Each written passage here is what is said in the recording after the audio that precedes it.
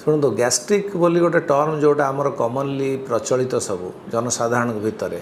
तार सीटा विभिन्न प्रकार लक्षण को बुझाए यथा पेट फंपेवा पेट गैस हो छाती पोड़ा आंबिला हाकुटी हवा सब एउड़ा हाकुटी गुड़ाक आसवा बदहजमी टाइप्र लगे भोक न करवा बांति बांति भाव राति निद भल नवा एमती बहुत गुड़े लक्षणर समाहार को लोक गैस्ट्रिक बोली कही था सेमती गोटे स्पेसिफिक रोग न थाए गैस्ट्रिक है बहुत गुड़े लक्षणर समाहार सेटा आम नॉर्मली बुझू गैस्ट्रिक रोग बढ़िवार मुख्य लक्षण है जे यही जो विभिन्न प्रकार खाद्यपेयर अनियमितता गोटे तापर तेल मसला युक्त खाद्य